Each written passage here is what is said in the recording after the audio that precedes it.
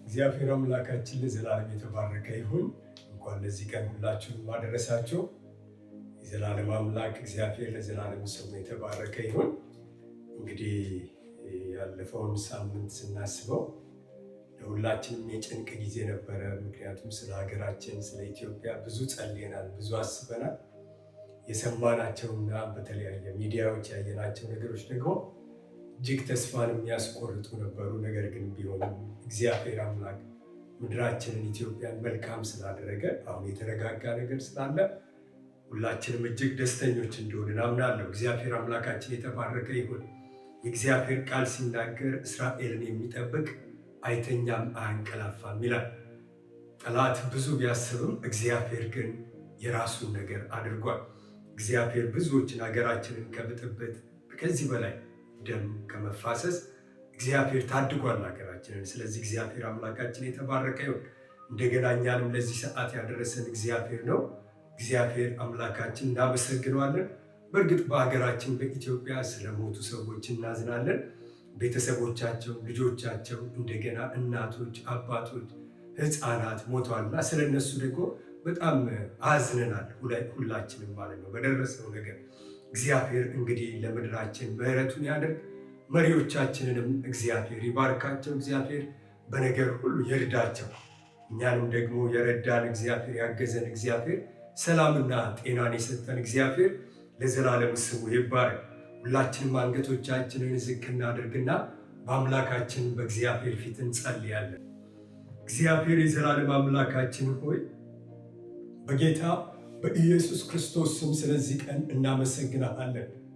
አምላካችንና መድኃኒታችን እግዚአብሔር ይህንን የተወደደ ቀን ስለሰጠን፣ በዚህ በተወደደ ቀን ደግሞ አንተ ከኛ ጋር ስለነበር ደግሞም ከኛ ጋር ስላለ በክርስቶስ ኢየሱስ ስም ስምህ የተባረከ ይሁን። ጌታ እግዚአብሔር አምላኬ ስለሰጠን ሰላም፣ ስለሰጠን ጤና፣ ስለሰጠን እረፍት በክርስቶስ ኢየሱስ ስም ስምህ ይባረክ። አምላካችንና መድኃኒታችን እግዚአብሔር ብዙ ጊዜ ጸልየናል። ስለ ምድራችን፣ ስለ ኢትዮጵያ፣ ስለ ኤርትራ አንብተናል፣ ጮኸናል። እግዚአብሔር ጾም ጸሎት ይዘን የዘላለም አምላክ እግዚአብሔር በፊት ጮኸናል። ጌታ እግዚአብሔር አምላክ በእነዚህ ባለፉት ቀናቶች ደግሞ የሰማናቸው ነገሮች ልብን የሚያወርዱ ተስፋ የሚያስቆርጡ የሚያስጨንቁ ነበሩ።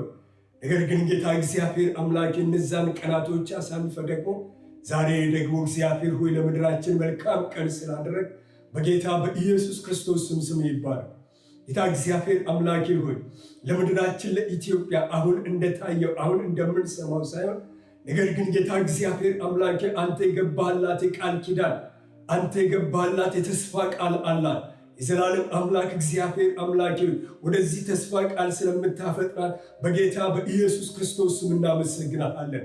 ብዙዎች ከሞት፣ ብዙዎች ከጨለማ፣ ብዙዎች ከስራት ስለሚፈቱ እግዚአብሔር አምላኬ ብዙዎች ወደ ብርሃን፣ ብዙዎች ወደ ደህንነቱ፣ ብዙዎች ወደ ማምለጥ ስለሚመጡ በጌታ በኢየሱስ ክርስቶስ ስም እናመሰግናለን።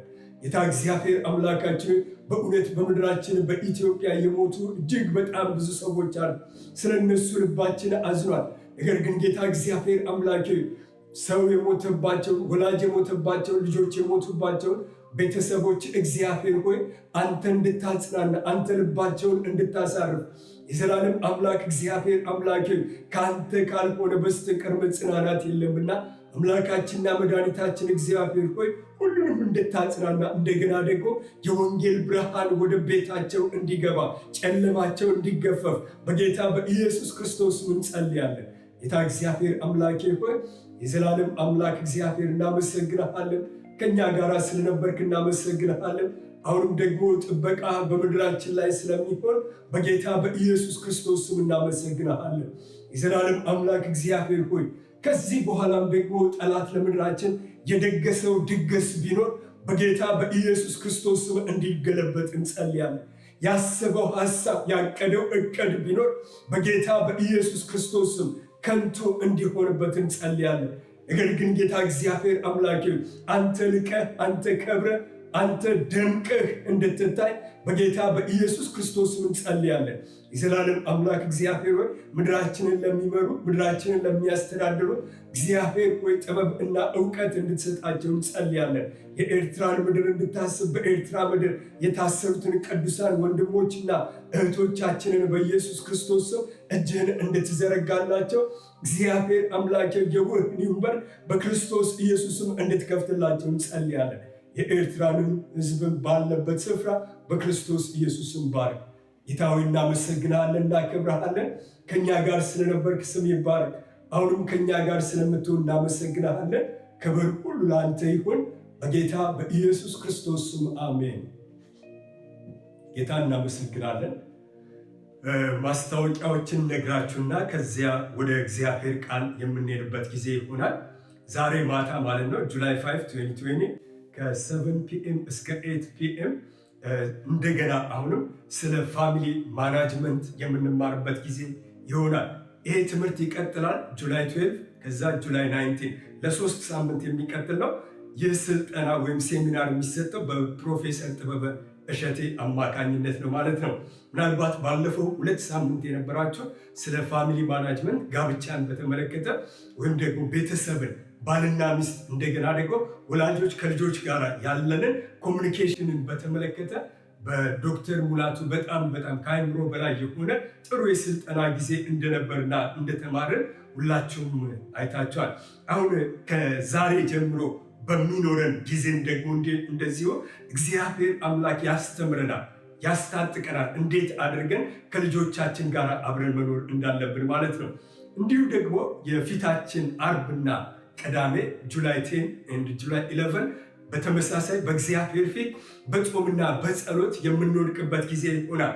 ጠዋት ከ10 ጀምሮ እስከ 12 አርብ ጠዋት፣ ቅዳሜ ጠዋት እንደዚሁ ከ10 ጀምሮ እስከ 12 ድረስ፣ እንደገና ደግሞ አርብ ማታ ደግሞ ከ5 ፒኤም እስከ 8 ፒኤም፣ ቅዳሜ ማታ ከ5 ፒኤም እስከ 8 ፒኤም ድረስ በእግዚአብሔር ፊት በጾምና በጸሎት የምንቀርብበት ጊዜ ይሆናል። ስለ ራሳችን ስለ ግላችን እንጸልያለን።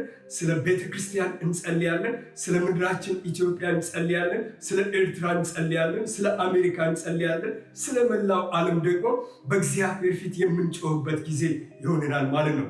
ስለዚህ ሁላችሁም ሳትቀሩ ወደዚህ ጸሎት እንድትገቡ ቤተ ክርስቲያን ትጋብዛችኋለች። ምክንያቱም ይህንን ዘመን እንግዲህ በጸሎት ካልሆነ በስተቀር እንዲሁ የምናልፈው ጊዜ አይደለም ማለት ነው። አሁን በቀጥታ ወደ እግዚአብሔር ቃል የምንሄድበት ጊዜ ይሆናል። ዛሬ የመጽሐፍ ቅዱስ ቃል የምንመለከተው የእግዚአብሔርን ቃል የምንመለከተው ከሁለተኛ ዜና ምዕራፍ 32 ላይ ከቁጥር 1 እስከ 8 ድረስ ያለውን የእግዚአብሔርን ቃል እናነብና ይህንን ቃል እናያለን ማለት ነው። የእግዚአብሔር ቃል እንደዚህ ይላል። ምዕራፍ 32 ሁለተኛ ዜና። ከዚህም ነገርና ከዚህ እምነት በኋላ የአሦር ንጉሥ ሰናክሬም መጥቶ ወደ ይሁዳ ገባ፣ በተመሸጉትም ከተሞች ፊት ሰፈረ፣ ሊወስዳቸውም አሰበ። ሕዝቅያስም ሰናክሬም እንደመጣ ኢየሩሳሌምንም ሊወጋ ፊቱን እንዳቀና ባየ ጊዜ ከከተማይቱ በስተውጭ ያለውን የውሃውን ምንጭ ይደፍኑ ዘንድ ከአለቆችና ከኃያላኑ ጋር ተማከረ። እነርሱም ረዱት። እጅግም ሰዎች ተሰብስበው የአሦር ነገሥታት መጥተው ብዙ ውሃ ስለምን ያገኛሉ ብለው ምንጩን ሁሉ በምድር መካከል ይንዶለዶል የነበረውን ወንዝ ደፈኑ። ሰውነቱንም አጸናና የፈረሰውንም ቅጥር ሁሉ ጠገነ። በላዩም ግንብ ሰራበት። ከእርሱም በስተውጭ ሌላ ቅጥር ሰራ። በዳዊት ከተማ ያለችውን ሜሎንን አጠነከረ። ብዙ መሳሪያና ጋሻ ጦር የጦር አለቆችንም በሕዝቡ ላይ ሾመ። ሁሉንም በከተማይቱ በር ወዳለው አደባባይ ሰብስቦ ጽኑ፣ አይዟችሁ፣ ከእኛም ጋር ያለው ከእርሱ ጋር ካለው ይበልጣልና ከአሦር ንጉሥ ከእርሱ ጋር ካለው ጭፍራ ሁሉ አትፍሩ፣ አትደንገጡ። ከአሦር ጋር የሥጋ ክንድ ነው፣ ከእኛ ጋር ያለው ግን የሚረዳንና የሚዋጋልን አምላካችን እግዚአብሔር ነው ብሎ አጽናናቸው። ሕዝቡም በይሁዳ ንጉሥ በሕዝቅያስ ቃል ተጽናና ብሎ መጽሐፍ ቅዱሳችን ይላል። እግዚአብሔር አምላክ በዚህ ቃል እንዲያስተምረን አንገቶቻችንን ዝቅ አድርገን እንጸልያለን። እግዚአብሔር አምላካችን ሆይ በጌታ በኢየሱስ ክርስቶስ ስም እንደገና እናመሰግንሃለን። አምላካችንና መድኃኒታችን እግዚአብሔር ሆይ በዚህ ሰዓት ሁላችንም የአንተን ቃል ሽተን ከአንተ ፈልገን የዘላለም አምላክ እግዚአብሔር በፊትህ አለንና በጌታ በኢየሱስ ክርስቶስ ስም በቃልህ እንድትናገረን፣ በቃልህ እንድታስተምረን፣ በቃልህ ደግሞ መንገድን እንድታሳየን በጌታ በኢየሱስ ክርስቶስ ስም እንለምንሃለን። እግዚአብሔር አምላኬ ዛሬ በቃል ላይ አንብበናል። የዘላለም አምላክ እግዚአብሔር ይህንን ያነበብነውን ቃል በጌታ በኢየሱስ ክርስቶስ በመንፈስ ቅዱስ አማካኝነት እንድትገልጥልን፣ ቃልህን እንድታበራልን፣ ቃልህ ደግሞ በጌታ በኢየሱስ ክርስቶስ ወደ ልባችን እንዲደርስ ለውስጣችን ፈውስ እንዲሆን የሚያጽናናን፣ የሚተክለን፣ የሚያቆመን፣ የሚያሻግረን፣ ወደ አንተ የሚያስጠጋን፣ አንተን አምላካችንን ማየት የሚያስችለን እንዲሆን በጌታ በኢየሱስ ክርስቶስ እኔ እለምንሃለሁ። ጌታ እግዚአብሔር አምላካችን ስለነበረን ጊዜ፣ ስላለን ጊዜ፣ ደግሞም ስለሚኖረን ጊዜ ለዘላለም ስምህ ይባረክ። የቃል እውነት ወደኛ ይመጣል፣ የቃል እውነት ያበራል ይላል ቃል። ስለዚህ የሚያበራው ቃል፣ ወደኛ የሚመጣው ቃል ወደ አንተ የሚያስጠጋን እንዲሆን፣ መጣል የሚገባንን የሚያስጥለንን፣ መያዝ የሚገባንን የሚያስይዘን እንዲሆን እኔ በጌታ በኢየሱስ ክርስቶስ ስም ጸልያለሁ። ጌታ ሆይ እናመሰግናለን፣ እናከብራለን። ክብር ሁሉ ለአንተ ይሁን በጌታ በኢየሱስ ክርስቶስ ስም አሜን።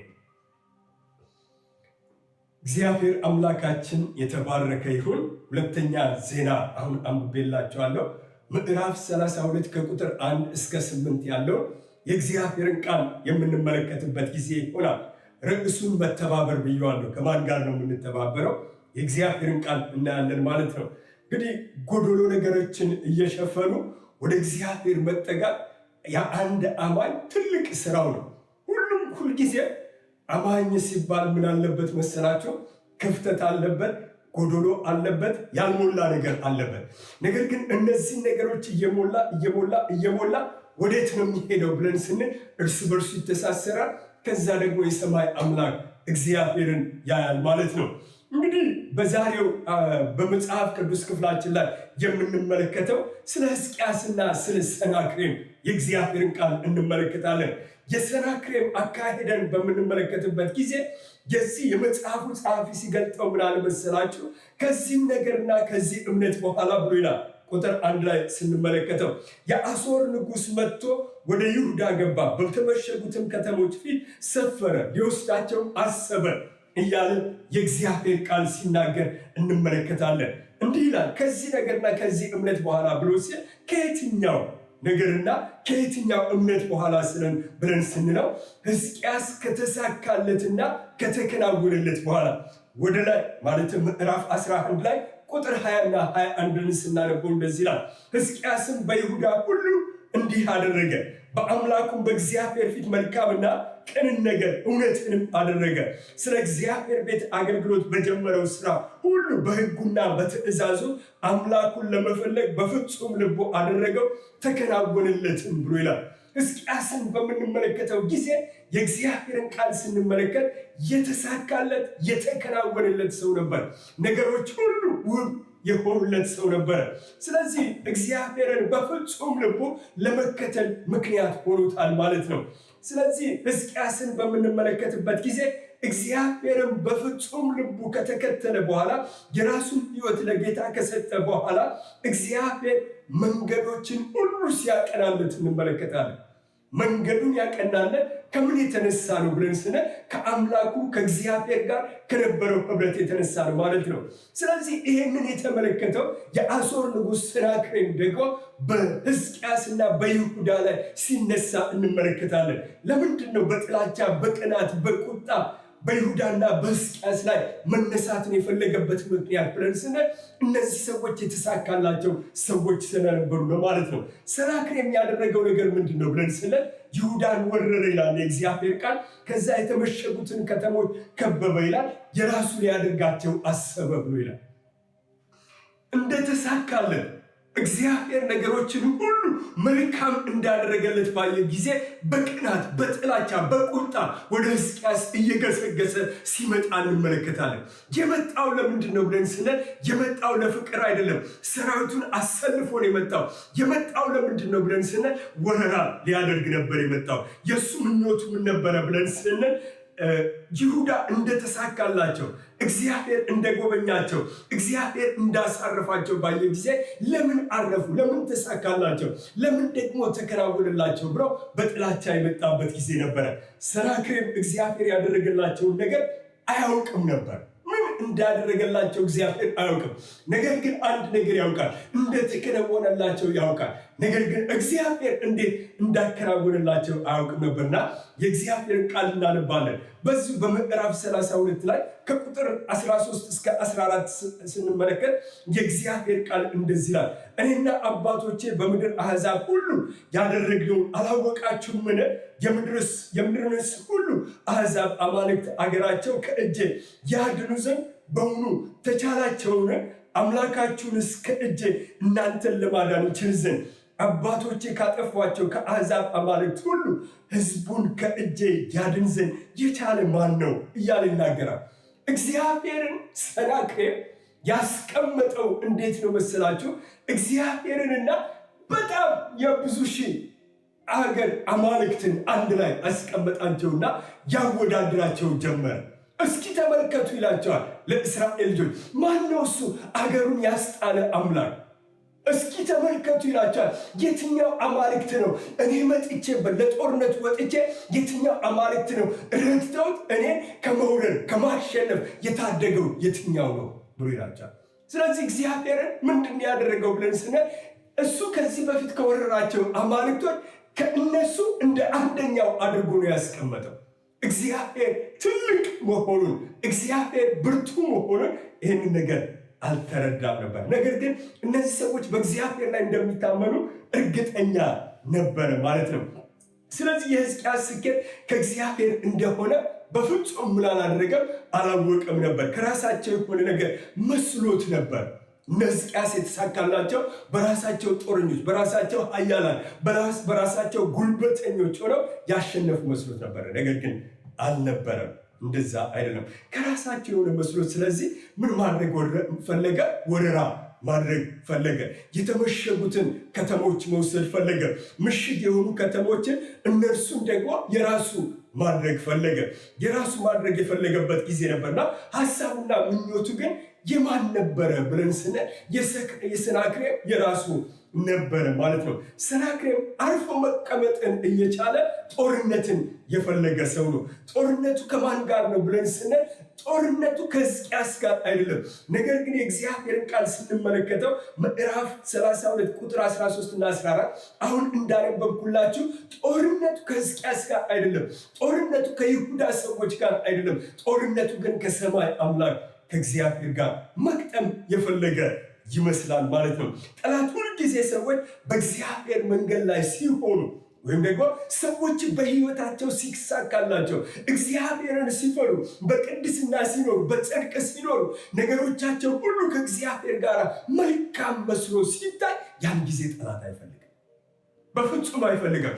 ሰዎች በቅድስና ሲኖሩ ጠላት ማየት አይፈልግም። ሰዎች በእግዚአብሔር ፍርሃት ሲወጡና ሲገቡ ማየት ጠላት በፍጹም አይፈልግም። ሁልጊዜ ምን ያደርጋል መሰላችሁ? ሰዎችን እንዴት አድርጎ እንደሚጥላቸው መንገድን ይቀይሳል። ልክ ለእነ ሕዝቅያስ እንደዚህ ነው ሆነው። ስለዚህ ጠላት ዛሬም ደግሞ የእኛን ነገር የራሱ ለማድረግ ሁልጊዜ ምን ያደርጋል? ይተጋል። እኛ ያለንን ነገር የራሱ ማድረግ ነው የሚፈልገው። የትኛውንም ያለንን ትንሽ ነገር ብትሆን የራሱ ማድረግ። ለምሳሌ ልበላችሁና አይምሯችን የኛ ነው፣ ብንቀድሰው ለእግዚአብሔር ነው። ጠላት ግን የሚፈልገው ምንድነው መሰላችሁ? የኛ የሆነውን አይምሮ የራሱ ማድረግ ይፈልጋል ማለት ነው። በሰፊው በዚህ ላይ እንመለከታለን ማለት ነው። ስለዚህ ልባችንና አይምሯችንን የራሱ ለማድረግ ዘወትር ምን ያደርጋል? ይተጋል ማለት ነው። እንደገና ደግሞ የቤተ ክርስቲያን አገልግሎትንም የራሱ ለማድረግ ይፈልጋል። የቤተ ክርስቲያን ህብረትንም ስንመለከት የራሱ ማድረግ ይፈልጋል ማለት ነው። ስለዚህ የሰዎችን ልብ ለራሱ ለማድረግ ይፈልጋል። ከዚህ የተነሳ ምን ያደርጋል መስላችሁ? የሰዎች ልብ ላይ መቀመጥ ስለሚፈልግ ለሰዎች ምን ይሰጣቸዋል? ጥላቻ ይሰጣቸዋል፣ ክፋት ይሞላቸዋል፣ ቅናት ይሞላቸዋል። ልክ እሱ ሰናክሬም እንደተሞላ ማለት ነው። ሰይጣን እንዲህ ነው የሚያደርገው፣ በሰዎች ውስጥ ጥላቻ ያስቀምጣል። ከዛ በኋላ የማን ነው ብለን ስንል ያ ሰው የጠላት ይሆናል ማለት። ክፋት ያስቀምጣል፣ ከዛስ በኋላ ብለን ስንል የጠላት ይሆናል ማለት። ስለዚህ ዛሬ በመጽሐፍ ቅዱስ በእግዚአብሔር ቃል ላይ 4 ነገሮች እንመለከታለን። እነዚህ ነገሮች ማን ያደረጋቸው ብለን ስንል ሕዝቅያስ ያደረጋቸው ነገሮች፣ እኛ ደግሞ በህይወት ዘመናችን ሁሉ የኛ ፕሪንሲፕል ሊሆን የሚገባው ነገር ነው ማለት ነው። ሕዝቅያስ በዚህ ጊዜ ያደረገው ነገር 4 ነገር። አንደኛ ቀዳዳውን ደፈነ ይለናል። ሁለተኛ ህብረትን ፈጠረ ይለናል። ሶስተኛ መንፈሳዊ ትጥቆችን አሳመረ። በአራተኛ ደረጃ እግዚአብሔርን ማየት እንደቻለ በእግዚአብሔር ቃል ላይ ይህንን እንመለከታለን ማለት ነው። የእግዚአብሔርን ቃል እናነባለን። ምዕራፍ 32 ቁጥር 2 እስከ 4 ላይ የእግዚአብሔር ቃል እንደዚህ ይላል። ሕዝቅያስም ሰናክሬም እንደመጣ ኢየሩሳሌምንም ሊወጋ ፊቱን እንዳቀና ባየ ጊዜ ከከተማይቱ በስተ ውጭ ያለውን የውሃው ምንጭ ይደፍኑ ዘንድ ከአለቆቹ ከኃያላኑ ጋር ተማከረ፣ እነርሱም ረዱት ብሎ ይላል የእግዚአብሔርን ቃል በዚህ ስፍራ ስንመለከት ማለት ነው። የመጣባቸው ጠላት ነው። ጠላት ደግሞ የመጣው ለምንድን ነው ብለን ስንል እነሱን ወዷቸው፣ እነሱን ፈልጓቸው፣ ከነሱ ጋር ጥሩ ግንኙነት ማድረግ ፈልጎ ሳይሆን፣ ነገር ግን ጠላት ወደ እነሱ የመጣበት ምክንያት እነሱን ባሪያዎች ሊያደርጋቸው ነበር የመጣው ማለት ነው። ስለዚህ ለጠላት የሚደረግ እንግዲህ እሱ ባሪያ ሊያደርጋቸው ሲመጣ ለሱ የሚደረግ ምንም ቸርነት የለም ማለት ነው። ሕዝቅያስ ግን ያደረገው የመጀመሪያው ነገር ምንድን ነው ብለን ስንል አለቆቹን ኃያላኑን በሙሉ ሰበሰባቸውና አንድ ነገር አደረገ። ይሄ ያደረገው ነገር ምንድን ነው መሰላቸው? ይሁዳ ከተማ አለች። በይሁዳ ዙሪያ መጣና አሁን ሰናክሬምና ሰራዊቱ ምን አደረጉ? ሰፈሩ ብሎ ይላል። እነሱ ከሰፈሩ በኋላ የእግዚአብሔር ቃል ሲናገር ምንጭ ውሃ ወንዝ የታለ? በይሁዳ ምድር ውስጥ አለ። ያ ውሃ ወዴት ይፈሳል ማለት ነው? እነ ሰናክሬም ወደ ሰፈሩበት ስፍራ በቀጥታ ወደ እነሱ ይሄድላቸዋል። ሊዋጉን የመጡት ዙሪያቸውን ከቧቸው ነው ያሉት። ስለዚህ አሁን ሰናክሬምና ከሱ ጋር ያሉ ሰራዊቶች በሙሉ ምን ማድረግ አይችሉም ማለት ነው። ያሉት በምድረ በዳ ነው። ከይሁዳ ምድር ውጭ ምድረ በዳ ላይ ያሉት። ስለዚህ ውሃ ቢያስፈልጋቸው ውሃ አላጡም ማለት ነው። ውሃ ማግኘት ችለዋል ማለት ነው። ስለዚህ ሰናክሬም በመጀመሪያ ያደረገው ነገር ምንድነው? የእስራኤልን ኃያላንና መኳንንቱን ወታደሮቹን ሰበሰበና ለምንድን ነው ለጠላቶቻችን ውሃ የሚያገኙበት ምክንያት አለ። ስለዚህ ምን ማድረግ አለብን አለ። የውሃ ምንጭ እንዳያገኙ ሄደን የውሃ መውረጃውን መዝጋት አለብን በቃ አላቸው። ስለዚህ እንደተማከሩ ሄዱና የእግዚአብሔር ቃል ሲናገር ምን ይላል? ያንን የውሃ መውረጃ ስፍራ ዘጉባቸው ይላል። እነ ሰናክሬም በውጭ ናቸው፣ የእስራኤል ልጆች ግን ይሁዳ ምድር ውስጥ ናቸው። የመጡት ምን ሊያደርጓቸው ነው ብለናል? ባሪያዎች ሊያደርጓቸው፣ ሊገዟቸው፣ ምሽጎቻቸውን ሊወስዱ፣ ቤተመንግስታቸውን ሊዘርፉ ነው የመጡት። ስለዚህ ይህንን በማድረጋቸው የሰናክሬም ሰራዊትና እንደገና ሰናክሬም ውሃ ማግኘት አልቻሉም ብሎ ይላል። አሁንም ሲመለከቱ ደግሞ የእስራኤል ልጆች ምን አዩ? እነ ሰናክሬም ከኢየሩሳሌም ቅጥር ውጭ ሆነው ምድሪቱን በሚቆፍሩበት ጊዜ ምንጭ ይፈልቅላቸው ጀመር። ያን ጊዜም ደግሞ የእስራኤል ልጆች ተሰበሰቡና አንድ ሀሳብ አሰቡ። ምን አሉ? መጡና ሕዝቅያስን እንደዚህ አሉ፣ እስካሁን እኮ ጠላቶቻችን ምን ያገኛሉ አሉ? ውሃን ያገኛሉ። ስለዚህ ለጦርነት የሚያበረታታቸው ውሃ አግኝተዋል። ሲቆፍሩ ምንጭ ይፈልቅላቸዋል። ስለዚህ ምን እናደርጋሉ? ምንጩን መድፈን አለብን ብለው ሲሉት እንመለከታለን። ስለዚህ አሁንም ተባበሩና የእስራኤል የይሁዳ ልጆች በአንድነት ሆኑና እነ ሰናክሬም ውሃ እንዳያገኙ ምንጮችን በሙሉ ምን አደረጉባቸው? ደፈኑባቸው ይላል እግዚአብሔር ቃል። ውሃን እንዳያገኙ በምድረ በዳ እንዲቆዩ ማለት። ስለዚህ አሁን ከወንዝ ውሃ አያገኙም፣ እንደገና ደግሞ ከምንጭ ደግሞ ውሃን አያገኙም ማለት ነው። ህዝቡና ነገስታቱ አቅም የሚያጡበትን መንገድ ነው ምን ያደረጉላቸው? ያዘጋጁላቸው። ሰናክሬምና ከሰናክሬም ጋር ያሉ ሰራዊቶች አቅም እንዲያጡ፣ ውሃ ከሌለ አቅም አይኖራቸው፣ የሚጠጡት የለም፣ ያሉት በምድረ በዳ ነው። ስለዚህ ምንድነው የሚሆኑት ብለን ስንል መሸነፍ ነው ያለባቸው ማለት ነው። ስለዚህ ህዝቡ ነገስታቱ የሚጠጡትን ውሃ እስኪያጡ ድረስ እነ ሰናክሬምን የዚህን ያህል ምን አደረጓቸው?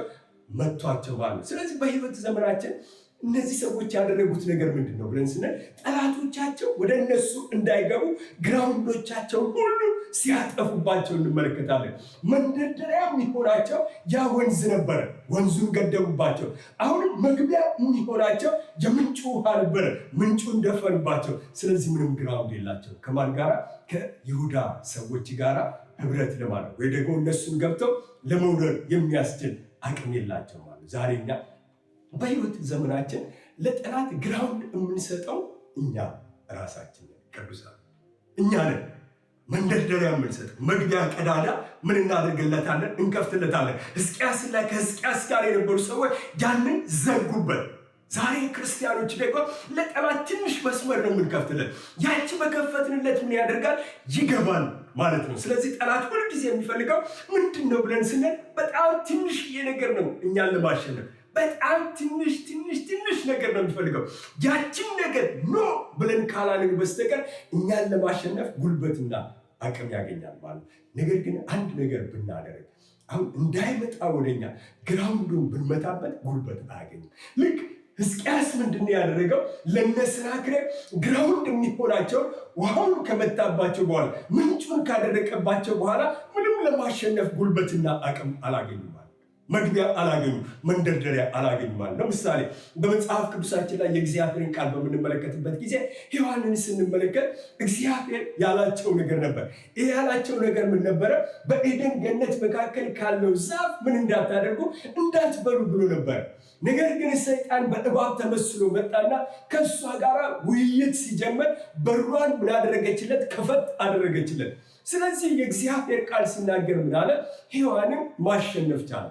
ከዛ ሔዋን ደግሞ ባሏን ማለት ምንድን ነው ብለን ስንል ግራውንድ ምን አድርጓል? አግኝቷል። መግቢያ ቀዳዳ ሰይጣን አግኝቷል ማለት ነው። ስለዚህ ምን ልናደርግ ነው የሚገባው ብለን ስንል ግራውንዶቹን ልንዘጋበት ይገባል ማለት ነው። ልናጠፋበት ይገባል።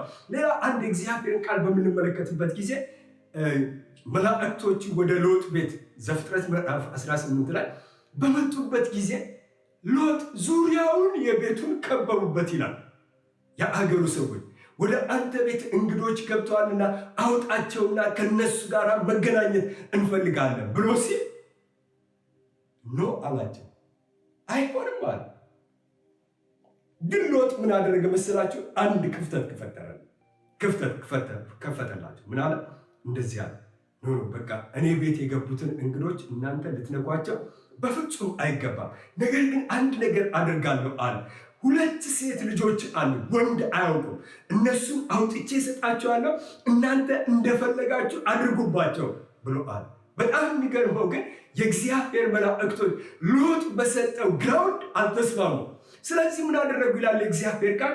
ሎጥን አስገቡትና መላእክቶቹ ራሱ ሎጥ አይደለም መላእክቶቹ ራሳቸው በሩን ዘጉባቸው ይላል።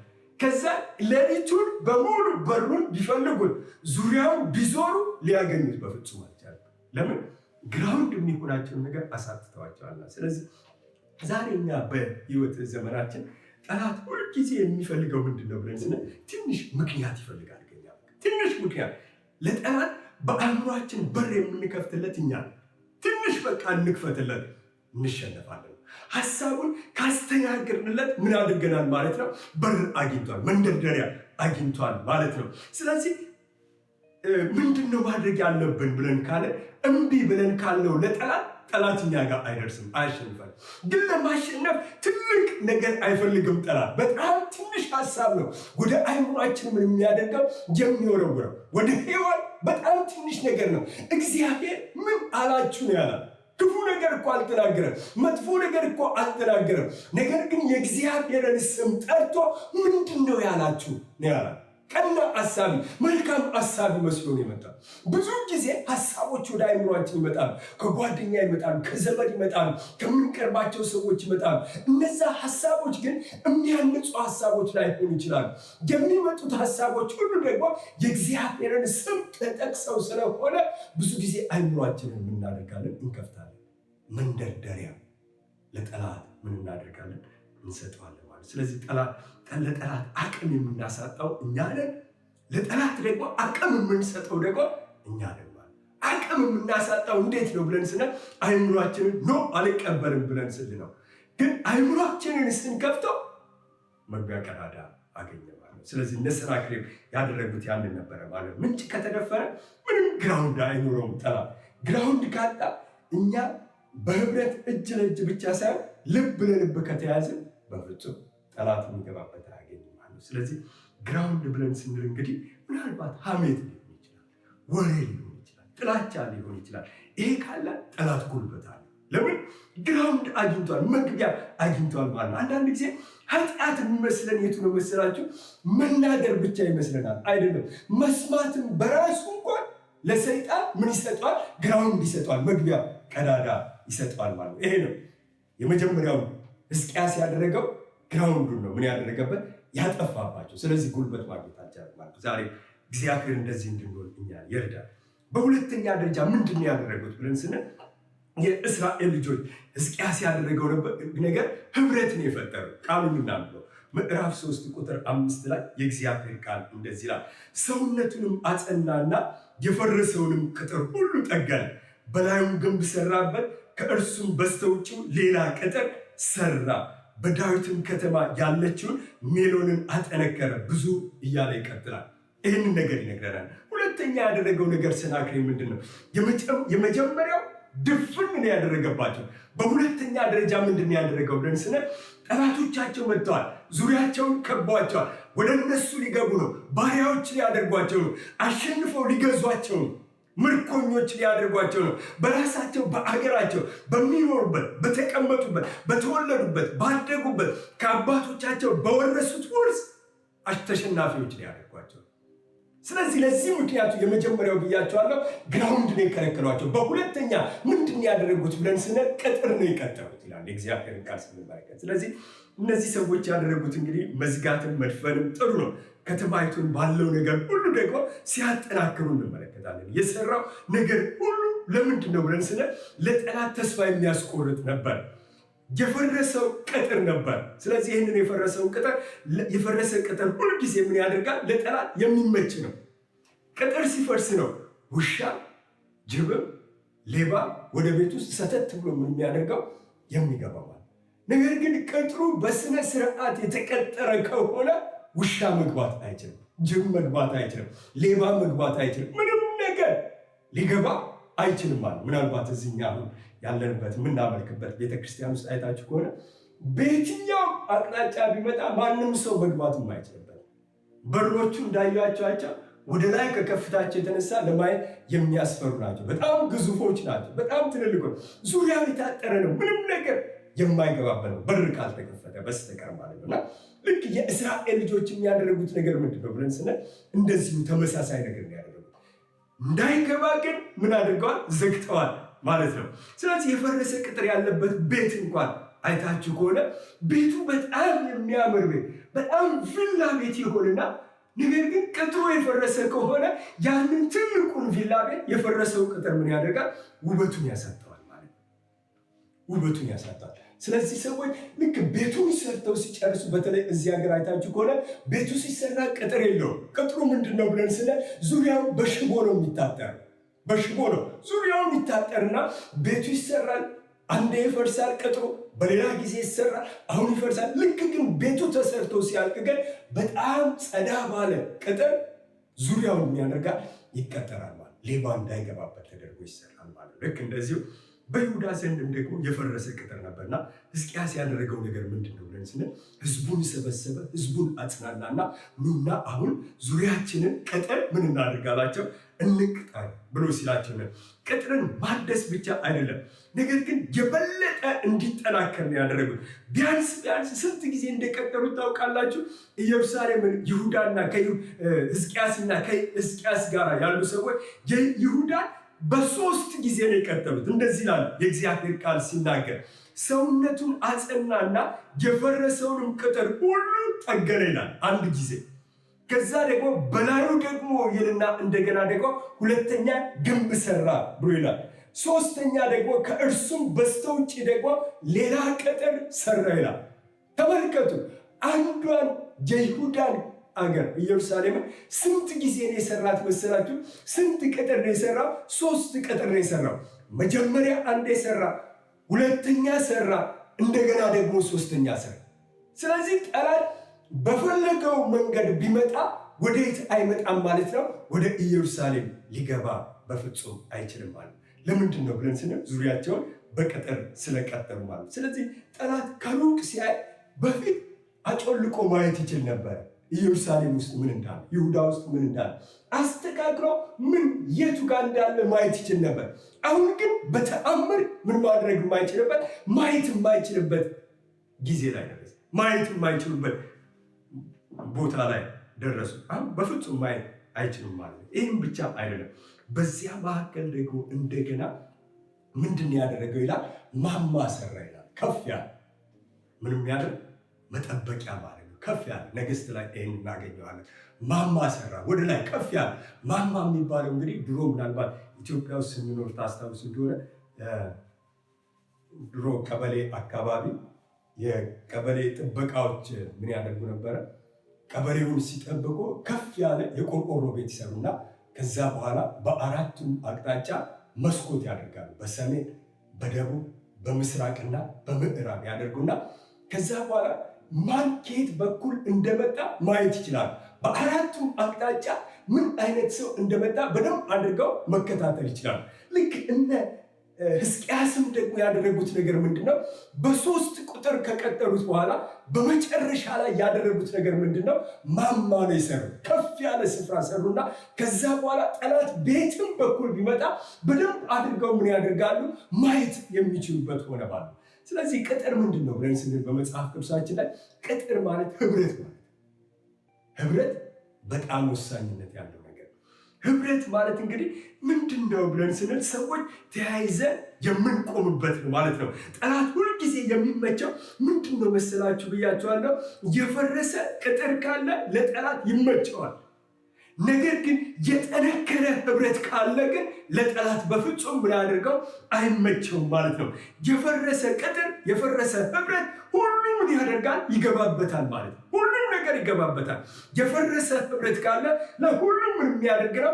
የተመቸ ይሆናል ማለት ነው። የፈረሰ ህብረት ለሁሉ ነገር ምን ያደርጋል? የተመቻቸ ነው ማለት ነው። ህብረታችን ግን ከገነባ ነውና ከጠላት ምን አደርገው መግባት አይችልም፣ ጉልበት አያገኘው ማለት ነው።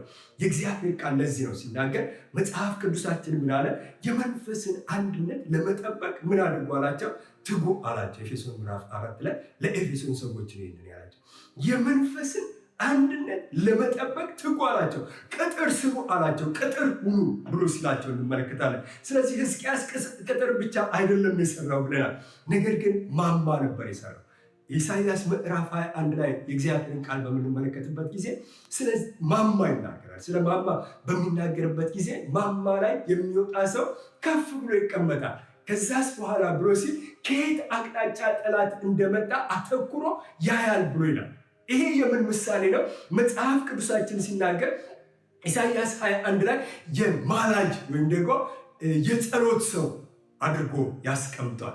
ስለዚህ ሕዝቅያስ ያደረገው ነገር ምንድን ነው? ቅጥር ከሰራ ማማ ከሰራ በኋላ ይህንን ነገር ያስጠብቀው ጀመረ፣ ጠላት እንዳይገባ ማለት። ስለዚህ ቤተክርስቲያን ዛሬ ደግሞ ህብረት ካለን እጅ ለእጅ ሳይሆን ልብ ለልብ ከተያያዘ እንደገና ልክ ማማ ላይ እንደወጣ ሰው በእግዚአብሔር ፊት የምንጸልይ ሰዎች ከሆነ ጠላት ቤተክርስቲያንን ሊደፍራት አይችልም፣ ሊያገኛት አይችልም። ነገር ግን ህብረት በሌለበት ስፍራ፣ አንድነት በሌለበት ስፍራ፣ መተሳሰብ በሌለበት ስፍራ፣ ሰዎች ልብ ለልብ ያልተያዙበት ቦታ ላይ ስንመለከት ጠላት ጉልበት ያገኛል። እንደገና ደግሞ የጸሎት ጊዜ የሌላትን ቤተክርስቲያን ጠላት ሁል ጊዜ ምን ያደርጋል? ይገዳደራታል፣ ያገኛታል፣ ያጠቃታል። በግል እንኳን ህይወታችን አይታችሁ ከሆነ እኛ በግል ህይወታችን የጸሎት ጊዜ ከሌለ ለጠላት ስራ አመቾች እንሆናለን ማለት። ስለዚህ የጸሎት ሰዎችን አኖረ። ምን አይነት ሰዎች ሆኑ እነዚህ ሰዎች? እስራኤልን ኢየሩሳሌምን የሚጠብቁ ነበሩ ማለት ነው። ስለዚህ ዛሬም በቤተ ክርስቲያን ምን ያስፈልጋል? በእውነት ነው የምላችሁ ጠንካራ የሆነ ህብረት ያስፈልጋል። ጠንካራ ሁልጊዜ ጠላት ስራው ምንድን ነው ብለን ስናል የእግዚአብሔርን መንግስት እንዳይጸና ማድረግ ነው። በቤተ ክርስቲያን ውስጥ የእግዚአብሔር አሰራር እንዳይገለጥ ማድረግ ነው። ስለዚህ ሰዎችን ይከፋፍላል፣ ሀሳብ ለሀሳብ ይለያያል፣ ቋንቋ ለቋንቋ ምን ያደርጋል? ይደበላልቃል። ሰዎችን በሐሜት፣ ሰዎችን በጥላቻ፣ ሰዎችን በነገር ሲይዛቸው ያን ጊዜ ልብ ለልብ አይያዝም። ቤተክርስቲያን ህብረት አይኖርም፣ አንድነት አይኖርም፣ መፈረካከስ ይኖራል። ስለዚህ ሕዝቅያስ ግን ያደረገው ነገር ምንድን ነው? አንዴ ቀጠረ፣ አልበቃው። ሁለተኛ ቀጠረ፣ አልበቃው። ሶስተኛ ቀጠረና አጽንቶ ሲያቆማቸው እንመለከታለን ማለት ነው። ከዛ በኋላ የጸሎት ሰዎችን ሲያስነሳ እንመለከት። ስለዚህ ለቤተ ክርስቲያን ዛሬ ምን ያስፈልጋል ብለን ስንል መጀመሪያ ላይ እንደነገርኳችሁ የጠላትን ግራውንድ መዝጋት መቻል አለ በመጀመሪያ። በሁለተኛ ደረጃ ደግሞ ህብረት ሊኖረን ይገባል፣ ልንያያዝ ይገባል፣ አብረን በእግዚአብሔር ቤት ውስጥ ልንጸልይ ይገባል ማለት ነው። ምናልባት እንግዲህ ሁላችሁም እንደምታውቁት የዛሬ 4 ወር ማለት ነው ማርች 15 ጀምሮ ነው እንደዚህ በዩቱብ ማስተላለፍ የጀመረው እና በነዛ ማርች ኤፕሪል ወር ውስጥ በምንመለከትበት ጊዜ በጣም ብዙ ሰዎች በቃ ለጸሎት የተነቃቃ ነበር። በየስቴቱ ነው ይህንን የምናየው እና በቃ በየስቴቱ ቴሌኮንፈረንስ አለ፣ ሰው ይጸልያል፣ በቃ ያነባል፣ ይጮሃል። ግን አሁን በቃ ሁሉም ነገር ተሰርቶ በቃ ተመልሶ ያበቃ ነው የሚመስለው። ሰው በቃ ከጸሎት ምን አድርጓል? ወርዷል ማለት ግን አይደለም። አሁንም ለጠላት ግራውንድ የምንነሳው እኛ ነን። ምን በማድረግ ብለን ስንል ህብረትን በመፍጠር ማለት ነው። ሶስተኛ እንመለከታለን። ሶስተኛ መንፈሳዊ ትጥቅን ነበር ሕዝቅያስ ምን ያደረገው ለእነዚህ ሰዎች የሰጣቸው ማለት ነው። እናንብበው ቃሉ ምዕራፍ 32 ላይ ቁጥር 5 ላይ እንደዚህ ይላል፣ በዳዊትም ከተማ ያለችውን ሚሎንን አጠነከረ፣ ብዙ መሳሪያና ጋሻ ሰራ ብሎ ይላል። የጦር አለቆችንም በህዝቡ ላይ ሾመ፣ ሁሉንም በከተማይቱ በር ወዳለው አደባባይ ሰብስቦ ይልና ንግግር ሲያደርግላቸው እንመለከታለን ማለት ነው። ቅጥሩን ከቀጠለ በኋላ ያደረገው ሁለተኛው ነገር ምንድን ነው መሰላችሁ? ብዙ መሳሪያ ጋሻ ምን አደረገ? መስራት ጀመረ። ሰዎችን ማስታጠቅ ጀመረ። በሰዎቹ ላይ ደግሞ የጦር አለቆችን በህዝቡ ላይ መሾም ጀመረ። ውጊያ ቢነሳበት እንኳን ማሸነፍ እንደሚችል አውቆታል። ለምን ብለን ስንል ለጠላት የሰጠው ምንም አይነት ግራውንድ ስለሌለ እርስ በርሳቸው በህብረት ምን ስላደረጉ ስለተያዙ ማለት ነው። ሕዝቅያስ ብዙ መሳሪያ ብዙ ጋሻና ጦር ሲያከማች እንመለከታለን ማለት ነው። የሰራው መሳሪያ ሁሉ ለምንድን ነው ብለን ስንል አሁን ጠላቱ አልፎ እንኳን ቢመጣ ማሸነፍ እንደሚችል እርግጠኛ ሊያደርጋቸው ነው ማለት ነው። ሕዝቅያስ ራሱንም ሌሎችንም ለጦርነት ሲያዘጋጃቸው እንመለከት። ራሱም ለጦርነት ተዘጋጅቷል። እንደገና ሌሎችንም ሰዎች ደግሞ ለጦርነት ሲቀሰቅሳቸው እንመለከታለን። አሁን ማሸነፍ እንችላለን። ለምን ብሎ ሲል ግራውንድ የለውም ጠላት። ለምን ብሎ ሲል ህብረት አለን። ለምን ብሎ ሲል የጸሎት ሰዎች በመካከላችን አሉ። ጠላቶቻችን ቤት አቅጣጫ እንደመጡ የሚያዩ የሚነግሩ፣ እንድንዋጋ ደግሞ የሚቀሰቅሱ ሰዎች አሉ ይላል ማለት። ስለዚህ መሳሪያ መስራት የሚችሉትን ሰዎች ሾመ። ሕዝቅያስ የታጠቀ ለጠላት የማይሸነፍ ሰራዊት ነበር የገነባው። በእግዚአብሔር ቤት ትልቁ ነገር ምንድን ነው ብለን ስንል ሰዎችን መንፈሳዊ የጦር ዕቃቸውን መያዝ አለባቸው። ትልቁ ነገር በቃ ወደ እግዚአብሔር ቤት የመጣ ሰው፣ ህብረት ያደረገ ሰው በእግዚአብሔር ቃል ራሱን ማስታጠቅ መቻል አለበት ማለት። እንደገና ደግሞ በቤተ ክርስቲያን ውስጥ የሚመጣውንም ትምህርት መስማት መቻል አለበት። ስለዚህ በእግዚአብሔር ቤት ትልቁ ነገር ሰዎች ምንድነው ማድረግ ያለባቸው ብለን ስንል መንፈሳዊ የጦር መሳሪያቸውን መታጠቅ አለባቸው ማለት። ከመንፈሳዊ የጦር ዕቃ አንዱ ምንድነው መሰላችሁ? የእግዚአብሔር ቃል። የእግዚአብሔር ቃል ባለፈው ሳምንት እንደነገርኳችሁ በጋሻና ጦር ተመስሏል። ጠላትን መከላከል ይቻላል፣ እንደገና ጠላትን ደግሞ ማጥቃት ይቻላል ማለት ነው። የጦር መሳሪያን መታጠቅ ጠላትን እንድንመታው ያደርገናል ማለት ነው። በእግዚአብሔር ቃል ውስጥ በጣም ብዙ የጦር መሳሪያዎች የተጠቀሱ ይኖራሉ። ግን በእግዚአብሔር ቃል ውስጥ እንደው አንዱን ነገር እንኳን ብንመለከት የጦር መሳሪያ አንዱ ምንድነው መሰላችሁ? ሰይፍ ነው። በእግዚአብሔር ቃል ላይ ስንመለከት ኢያሱ ለጦርነት በወጣበት ጊዜ መጽሐፈ ኢያሱ ምዕራፍ 10 ላይ ጠላቶቻቸውን በሰይፍ ምን አደረጓቸው? አሸነፏቸው ብሎ እግዚአብሔር ቃል ይናገራል። እንደገና በሕዝቅኤል ላይ ስንመለከት በሕዝቅኤል ምዕራፍ 20 ላይ ስለ እግዚአብሔር ሰዎች በሚናገርበት ጊዜ የእግዚአብሔር ሰዎች የታጠቁት ሰይፍ አላቸው ይላል እና ይሄ የታጠቁት ሰይፍ ደግሞ እንዲህ አይነት ነው ይላል፣ ይገድል ዘንድ ተስሎአል ብሎ ይላል። የተሳለ የጦር መሳሪያ ያረጀ አይደለም፣ የሻገተ አይደለም፣ የደከመ አይደለም፣ የደነዘዘ አይደለም። ነገር ግን ጉልበት ያለው መቁረጥ የሚችል ማስጣል የሚችል መምታት የሚችል ሰይፍ አላቸው ብሎ እግዚአብሔር ቃል ይላል። እንዲያውም ስለዚህ ሰይፍ በሚናገርበት ጊዜ ያብረቀርቃል ይላል። ስለታም ሰይፍ ነው ብሎ ይላል እና ይሄ የእግዚአብሔር ቃል እንደሆነ ደግሞ ሐዋርያው ጳውሎስ በኤፌሶን ምዕራፍ 6 ቁጥር 17 ላይ የመንፈስን ሰይፍ ያዙ ይልና እርሱም ደግሞ የእግዚአብሔር ቃል ነው። ስለዚህ አንድ አማኝ የሆነ ሰው ከእግዚአብሔር ጋር መተባበር የሚችለው በምንድነው? የመንፈስ ሰይፍ ወይም ደግሞ የእግዚአብሔር ቃል በውስጡ ሲኖረው ነው ማለት ነው። የዕብራውያን ጸሐፊም ደግሞ ሲናገር ይሄ የመንፈስ ሰይፍ ወይም ደግሞ የእግዚአብሔር ቃል ምን አይነት እንደሆነ ሲናገር በሁለት ጎኑ ምን ያደረገ ነው ይላል? የተሳለ ስለታም ሰይፍ ነው ብሎ ይላል። ስለዚህ አማኝ ሊኖረው የሚገባው ነገር በሶስተኛ ደረጃ በእግዚአብሔር ጦር ዕቃ ምን ያደረገ ነው? የታጠቀ ነው ማለት ነው። የመጨረሻው እንዳገርና ጨርሳለሁ። የመጨረሻው እግዚአብሔርን ማየት ነው። ሕዝቅያስን ስንመለከተው የመጀመሪያው ግራውንዳቸውን ሲመታባቸው አየን። በሁለተኛ ደረጃ ደግሞ ያደረገው ነገር ምንድነው? ሰዎችን ወደ ህብረት ሲያመጣቸው፣ ወደ ጸሎት ሲያመጣቸው እንመለከታለን። በሶስተኛ ደረጃ ደግሞ መሳሪያቸውን ሲያስታጥቃቸው፣ በእግዚአብሔር ቃል ሲያስታጥቃቸው እንመለከታለን። በአራተኛ ደረጃ ያደረገው ሰዎች ሁሉ እግዚአብሔርን እንዲያዩት ነው ያደረጋቸው። እንዴት ብለን ስንል ሰናክሬም የአሦርን ወታደር ሰብስቦ ይዞባቸው መጥቶ በዛ ጊዜ እነ ሰናክሬም ማለት በጦር በጣም ኃያላኖች ናቸው።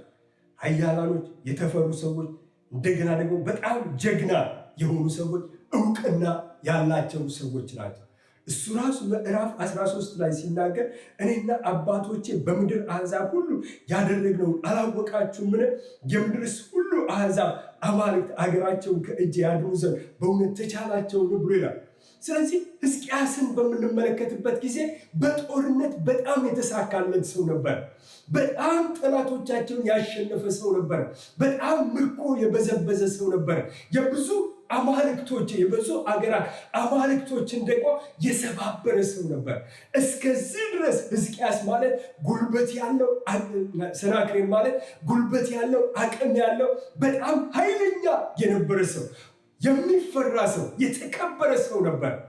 ነገር ግን ሕዝቅያስ ጋር ሲደርስ ግን ሕዝቅያስ ሊፈራው አልቻለም። ለምንድን ነው ብለን ስለ ሕዝቅያስ ከእግዚአብሔር ጋር ስለተባበረ ለእስራኤል ሰዎች እንኳን ሲነግራቸው እንደዚህ አለ። ስለ ሕዝቅያስ በሚናገርበት ጊዜ እንዲህ አለ፣ ሰዎች ሁሉ እሱን እየሰሙት ከኛ ጋር ያለው ከነርሱ ጋር ካለው ይበልጣል። ትልቁ ነገር ያሳያቸው ከኛ ጋር ያለው ከነሱ ጋር ካለው ይበልጣል።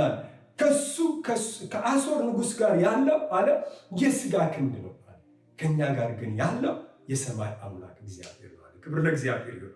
ስለዚህ ትልቁ ነገር ያሳያቸው ለሰዎቹ ምንድን ነው ብለን ስናል እግዚአብሔርን ያሳያቸው። እግዚአብሔር ማለት በምንም ሊያወዳድሩት ሊያመሳሰሉት የማይችሉት ነው ማለት ነው። ስለዚህ ለይሁዳ ሰዎች ያሳያቸው ከአሦር ንጉሥ ይልቅ ከሰናክሬም ይልቅ ሰናክሬም ጭፍራ አለው አላቸው። ጭፍራ ማለት እንግዲህ በጣም ብዙ ሺህ ወታደር ማለት ነው። ይህንን ያህል ጭፍራ እንኳን ወታደር ቢኖረው እንኳን አንፈራውም ማለት። ለምንድን ነው የማንፈራበት ምክንያት? ከኛ ጋር ያለው ከነሱ ጋር ካለው ምን ያደርጋል? ይበልጣል ብሎ አላቸው። ከኛ ጋር ያለው የሚዋጋልን እግዚአብሔር ነው፣ ከነሱ ጋር ግን ያለው የሥጋ ክንድ ነው። ስለዚህ እኛ ከነሱ እንበልጣለን። ከኛ ጋር ያለው ከነሱ ጋር ካለው ይበልጣል አላቸው። ከሰናክሬም ጋር ያለው ምንድን ነው አለ?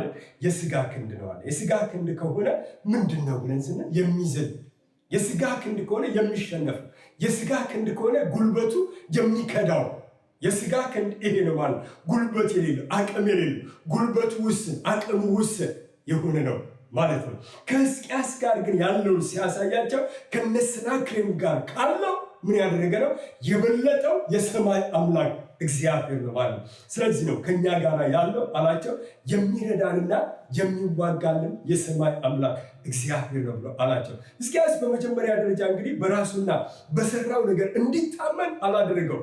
ምክንያቱም መታመን የሚችልበትን ነገር ሕዝቅያስ ሰርቶ ነበረ። እሱ የሰራው ምንድን ነው ብለን ስንል ቅድም እንዳለው ምንጩን ደፍኗል፣ ወንዙን ደፍኖባቸዋል። እንደገና ቅጥር ሰርቷል፣ ማማ ሰርቷል፣ መሳሪያና የጋሻ ጦር ለሰዎቹ አስይዟቸዋል። የጦር አዛዦችን ደግሞ በየክፍሉ ምን አድርጎላቸዋል? መድቦላቸዋል። በዚህ እንኳን መመካት አልፈለገም። መመካት ግን የፈለገው በማን ነው ብለን ስንል በሰማይ አምላክ በእግዚአብሔር ነው። ይህንን አድርጌያለሁ፣ ስለዚህ አይዟችሁ እናሸንፋለን ብሎ አላላቸው። ቅጥር ሰርቻለሁ፣ አይገቡብንም ብሎ አላላቸው። ምንጩን ደፍኛለሁ፣ አይገቡብንም አላላቸው። ህብረት አለን፣ ወደኛ አይደርሱም አላላቸው። ሰራዊት አለን፣ ወደኛ አይመጡም ብሎ አላላቸው። መሳሪያ አለን፣ ወደኛ አይደርሱም ብሎ አላላቸው። ነገር ግን ምንድን ያደረገው ብለን ስንል የሰማይ አምላክ እግዚአብሔር ያሳያል። ከኛ ጋር ያለው ከነሱ ጋር ካለው ምን ያደርጋል? ይበልጣል ብሎ አላቸው። ስለዚህ እነዚህ ሁሉ አድርገን አትፍሩ አላቸው። ነገር ግን ያሳያቸው እግዚአብሔር ነው። እግዚአብሔርን ሲያሳያቸው ደግሞ እግዚአብሔር የሚረዳን ነው አለ። የሚረዳን አቅም ያለው ጉልበት ያለው ነው አለ። ስለዚህ ይህ እንግዲህ ተስፋ ሲጠፋ፣ አቅም ሲጠፋ፣ ነገር ሲበላሽ ምን የሚል አምላክ ነው? አይዞህ እኔ ካንተ ጋር የሚል ነው ማለት ነው። ስለዚህ ነገር ግን ከፊታችን የሚቀርብ ተዋግቶ ደግሞ የሚያሸንፍ የሰማይ አምላክ እግዚአብሔር ነው እንጂ እግዚአብሔር ገፍትሮ እኛን ወደ ጦርነት ገቡ የሚለው አይደለም። ነገር ግን እሱ ምንድን ያለው? የሚረዳን አለና የሚያዋጋን አላለም። የሚዋጋልን አምላካችን እግዚአብሔር አለ። ስለዚህ እግዚአብሔር ከነርሱ ፊት ወጥቶ ሰናክሬምንና አሶርን ምን ያደርግላቸዋል?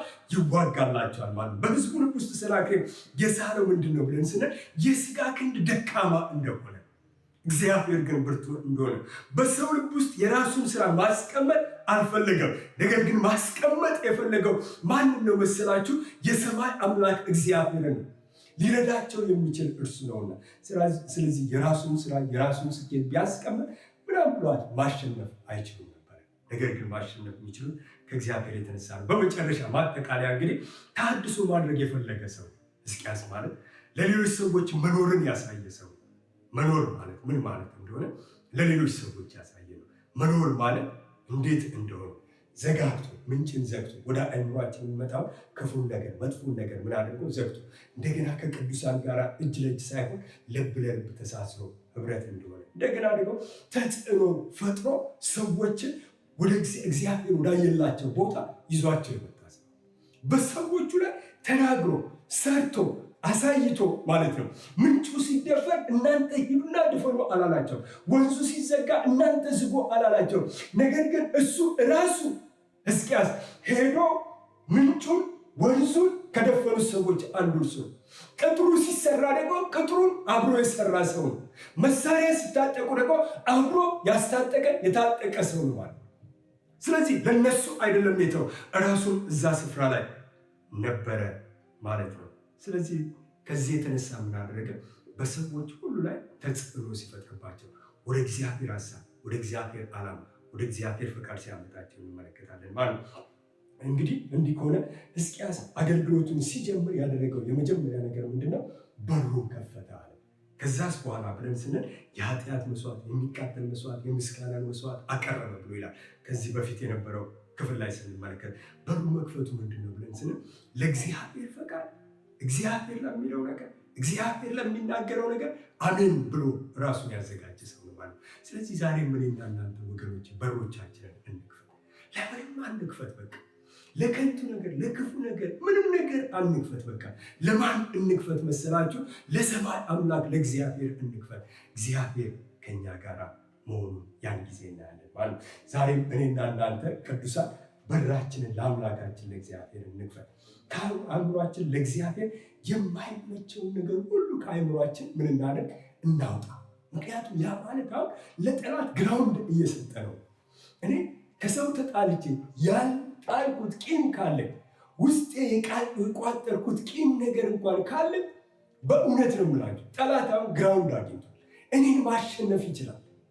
እኔን ማንበርከክ የሚችል አቅም አለው እሱ። ሺህ ጊዜ ብጸልይ፣ ሺህ ጊዜ ብጾም፣ ሺህ ጊዜ የእግዚአብሔርን ቃል ባነብ፣ 1000 ጊዜ ባገለግል በእውነት ነው የምላቸው ያ ግራውንድ የሆነውን ነገር ካላጠፋው በስተቀር ለሱ በጣም የምመቸው ነኝ። ከማን ይልቅ መሰላችሁ? ከእግዚአብሔር ይልቅ። ለእግዚአብሔር ግን የምመቸው መቼ ነው? ያንን ቂም ነገር ከውስጤ ምን ማድረግ ስችል ነው? የተቋጠረውን ቂምና ጥላቻ ከውስጤ ሳወጣ ያን ጊዜ ለእግዚአብሔር እመቸዋለሁ። ለምን ብዬ ስል ለጠላት ምንም ግራውንድ የለኝማ። አሁን ግን ሁላችንንም ጠላት እያሸነፈን ጠላት እያንበረከከን ያለው ከምን የተነሳ ነው ብለን ስንል ከአንድ ነገር የተነሳ ነው። ለጠላት ግራውንድ ስለሰጠ ነው። ስለዚህ ኖ እንበለው። ያን ጊዜ ማሸነፍ እንችላለን ማለት ነው። ያን ጊዜ እጅ ለእጅ ሳይሆን ልብ ለልብም ደግሞ የምንያያዝበት ይሆናል ማለት። ስለዚህ የጎደለው ሞልቶ የፈረሰው ተሰርቶ ሰዎች በቦታቸው ሆነው የእኛን ሀሳባችን ሊሆን የሚገባው ጌታን ምን እናደርገዋለን? እናየዋለን። ቅጥራችን ተከትሮ አይምሯችን ታድሶ የጸሎት ሰዎች ሆነን በእግዚአብሔር ቃል ከታጠቀን እግዚአብሔርን እናየዋለን። የት እናየዋለን ብለን ስንል ችግሮችን ሳይሆን የምናየው ማንን ነው? እግዚአብሔርን እናያለን። በእውነት ነው ምናለን። ችግር እኮ አለ። ሕዝቅያስ ሲናገር ዙሪያቸውን እኮ ሰናክሬምና ሰራዊቱ ከበዋቸዋል።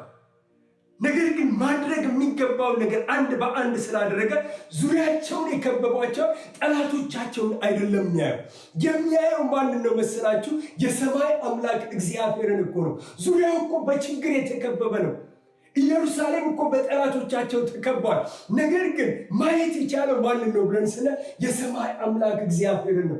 ለምን? መስራት የሚገባውን ነገር በሙሉ ምን ያደረገ ሰው ነው? የሰራ ሰው እኮ ነው። ዛሬ እኮ የኛ ችግራችን ምንድን ነው ብለን ስለ እግዚአብሔር ትልቅ ሆኖ ከሚታየን ይልቅ ዛሬ ችግሮቻችን ግዙፎች ሆነው ትልልቆች ሆነው ይታዩናል። እነዚህ ችግሮቻችን ደግሞ ምን ያደርጉብናል? ትልቁን እግዚአብሔርን ይሸፍኑብናል፣ ይሰውሩብናል፣ እንዳናየው ያደርጉናል ማለት።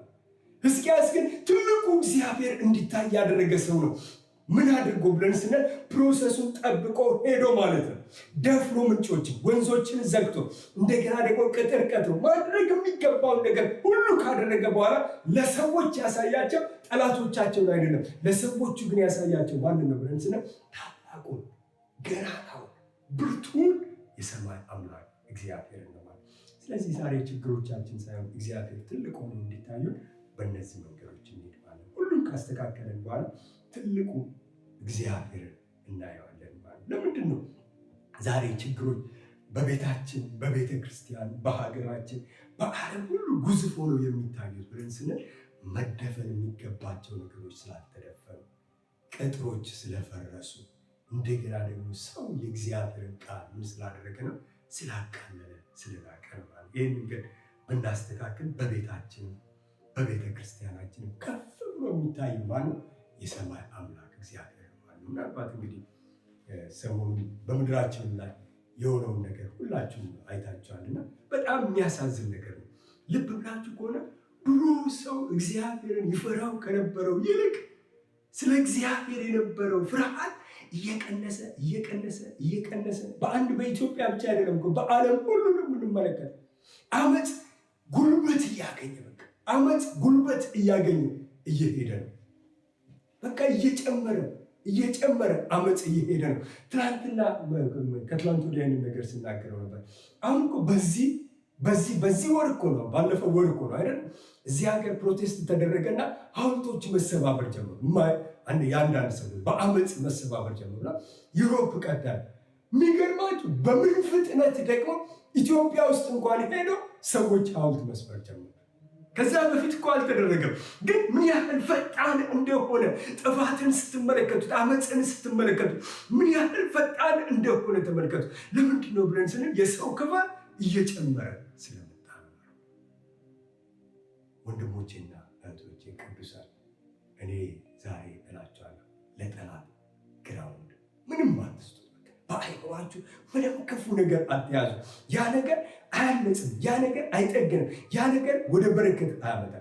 ለዚህ ነው ሐዋርያው ጳውሎስ በአይምሯችሁ መታደስ ተለወጡ ያለበት ምክንያት ለዛ ነው። ያንን ቃል የጻፈው ሐዋርያው ጳውሎስ ለማያምኑ ሰዎች አይደለም፣ ለሚያምኑ ሰዎች፣ በእግዚአብሔር ቤት ውስጥ ላሉ ሰዎች፣ እግዚአብሔርን ለሚያመልኩ ሰዎች፣ ነገር ግን አይምሯቸው ውስጥ ለጠላት ግራውንድ ለነበራቸው ሰዎች ህብረታቸው ለተበላሸባቸው ሰዎች፣ ከእግዚአብሔር ቃል ለራቁ ሰዎች፣ ለነዚህ ሰዎች ነው ይህንን ቃል የተናገረው። ስለዚህ እኔና እናንተም ደግሞ ከኛ ጋር ያለው የሰማይ አምላክ እግዚአብሔር ዛሬ ዙሪያችንን ከከበበን ከሚያስጨንቀን እርሱ ይበልጣል፣ እርሱ ታላቅ። ግን ምን እናደርግ? እንተባበር። ጌታ ይባርካችሁላችሁ። በእግዚአብሔር በአምላካችን ፊት እንጸልያለን። ሁላችንም አንገቶቻችንን ዝቅ አድርገን እግዚአብሔር አምላካችንን እንጠራዋለን፣ እንጸልያለን። እግዚአብሔር የዘላለም አምላካችን ሆይ በጌታ በኢየሱስ ክርስቶስ ስምን ያመሰግናል። አምላኬ መድኃኒቴ እግዚአብሔር፣ መደገፊያዬ እግዚአብሔር፣ ማምለጫዬ እግዚአብሔር፣ አንተ ታላቅ፣ አንተ ታማኝ፣ አንተ እውነተኛ እግዚአብሔር በጌታ በኢየሱስ ክርስቶስ ስም እናመሰግናለን። የዘላለም አምላክ እግዚአብሔር ሆይ ስለ ቃል ስላስተማርከን፣ ስለተናገርከን በክርስቶስ ኢየሱስ ስም ስምህ ለዘላለም የተባረከ ይሁን። ጌታ እግዚአብሔር አምላኬ ዛሬ ደግሞ ቃልህን ልካል። የዘላለም አምላክ እግዚአብሔር አምላኬ እንደ ቃልህ በጌታ በኢየሱስ ክርስቶስ ስም በአእምሯችን ውስጥ ያለ ክፉ ነገር ካለ ዛሬ አእምሯችንን እንድታጸዳው፣ እንድታነጻው እኔ በጌታ በኢየሱስ ክርስቶስ ስም እለምንሃለሁ። እግዚአብሔር አምላኬ ለመሸነፋችን ምክንያቱ የዘላለም አምላክ እግዚአብሔር አምላኬ ለጠላት በአእምሯችን ውስጥ የሰጠነው ግራውንድ ነው። ይሄ ግራውንድ ደግሞ የዘላለም አምላክ እግዚአብሔር ሆይ እኛን በታች ያደረገን፣ እኛ እንድንሸነፍ ያደረገን ነውና አቤቱ አምላካችንና መድኃኒታችን እግዚአብሔር ሆይ ዛሬ በኢየሱስ ክርስቶስ ስም ለጠላት ያለን ነገር ሁሉ በጌታ በኢየሱስ ክርስቶስ ስም የተዘጋ እንዲሆን እኔ ጸልያለሁ። ከአእምሯችን እንድታወጣ እግዚአብሔር አምላኬ አንተ የሌለባቸው ሐሳቦች፣ አንተ የሌለባቸው ፈቃዶች፣ አንተ የሌለባቸው ምኞቶች በጌታ በኢየሱስ ክርስቶስ ስም አእምሯችንን እንዲለቁ እኔ ጸልያለሁ። እግዚአብሔር የዘላለም አምላካችን በኢየሱስ ክርስቶስ ስም ካንተ ሐሳብ፣ ካንተ ፈቃድ፣ ካንተ ምኞት ውጪ እኛ አእምሯችንን ያዙን ዛሬ ለጠላቶቻችን ተሸናፊዎች፣ ተንበርካኪዎች ያደረጉንን በጌታ በኢየሱስ ክርስቶስ ስም ከአእምሯችን እንድታወጣን ይለምናል። ጌታ እግዚአብሔር አምላክ አእምሯችንን አንተ ቀድስ፣ ልባችንን አንተ ቀድስ፣ መንፈሳችንን አንተ ቀድስ። እግዚአብሔር አምላኬ እኔ ጸልያለሁ ዛሬ በጌታ በኢየሱስ ክርስቶስ በቤተሰባችን መልካም ህብረት እንዲኖረን ቅጥራችን የጠበቀ እንድታደርግ እግዚአብሔር አምላኬ በቤተ ክርስቲያናችን ያለን ህብረት የጠነከረ የጠበቀ እንዲሆን፣ በሀገራችን በኢትዮጵያ ያለን ህብረት የጠነከረ እንዲሆን፣ በኤርትራ ያለው ህብረት በኢየሱስ ክርስቶስም የጠነከረ እንዲሆን፣ በአሜሪካ ያለው ህብረት የጠነከረ እንዲሆን በጌታ በኢየሱስ ክርስቶስም ነው ጸልያለሁ። ጌታ ሆይ ዛሬ በኢየሱስ ክርስቶስም የፈረሱ ቅጥሮች ሁሉ ይሰሩ፣ የፈረሱ ቅጥሮች ሁሉ በጌታ በኢየሱስ ክርስቶስም እንዲጠገኑ ይጸልያል። የፈራረሱ ቅጥሮች በኢየሱስ ክርስቶስም ውበት እንዲያገኙ ይጸልያል።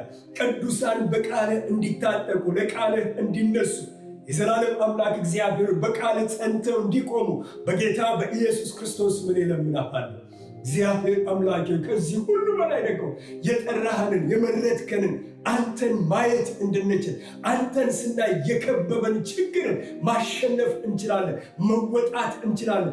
አንተን ማየት ስንችል የዘላለም አምላክ እግዚአብሔር ለችግሮቻችን እጅ አንሰጥም፣ ልብ አንሰጥም።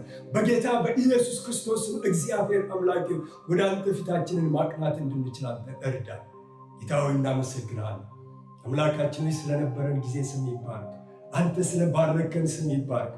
ባርኮት በኢየሱስ ክርስቶስ ስም ከኛ ላይ አይታጣ። እንደገና ደግሞ ዛሬ ምሽት የሚኖረንን ፕሮግራማችንን አንተ ባርክልን። የሚኖረንን የትምህርት ጊዜ እግዚአብሔር አምላክ በወላጆችና በቤተሰብ መካከል፣ በወላጆችና በልጆች መካከል እንዴት መኖር እንደሚገባን እግዚአብሔር አምላኬ በተዘጋጀው በዚህ ሴሚናር ላይ በኢየሱስ ክርስቶስ አንተ እንድታስተምረን እግዚአብሔር አምላኬ ከልጆቻችን ጋር ተግባብተን መሄድ እንድንችል መኖር እንድንችል እግዚአብሔር በቃል መንገድ እንድትመራ በጌታ በኢየሱስ ክርስቶስ እንለምናለን። ጌታ ሆይ እናመሰግናለን፣ እናከብራለን። ክብር ሁሉ ለአንተ ይሁን በጌታ በኢየሱስ ክርስቶስ አሜን። ሁላችሁም እጆቻችሁን ወደ አምላካችሁ ታነሳላችሁ። ባርካችኋል። እግዚአብሔር አምላካችን ይባርካችሁ። እግዚአብሔር ይጠብቃችሁ። እግዚአብሔር አምላካችንን ጸጋውን ያብዛላችሁ። እግዚአብሔር አምላካችን በነገር ሁሉ መከናወንን ይስጣችሁ። የዘላለም አምላክ እግዚአብሔርን ከነገሮቻችሁ በላይ እንድታዩት ይርዳችሁ። እግዚአብሔር በነገር ሁሉ ይባርካችሁ። መጪው ሳምንት ለእናንተ የበረከት ሳምንት፣ የድል ሳምንት፣ የፈውስ ሳምንት፣ የተአምራት ሳምንት፣ እግዚአብሔር ጥበቃውን በእናንተ ላይ የሚያበዛበት ሳምንት ያደርግላችሁ። እግዚአብሔር ከምታዩትና ከማታዩት ከጠላት አሰራር በልጁ በኢየሱስ ክርስቶስ ደም ውስጥ ይሰውራችሁ። እግዚአብሔር ይባርካችሁ። ተባረኩ። በእግዚአብሔር አብ፣ በእግዚአብሔር ወልድ፣ በእግዚአብሔር መንፈስ ቅዱስ አንድ አምላክ ስም ባረኳችሁ። ብሩካን ሁኑ። አሜን።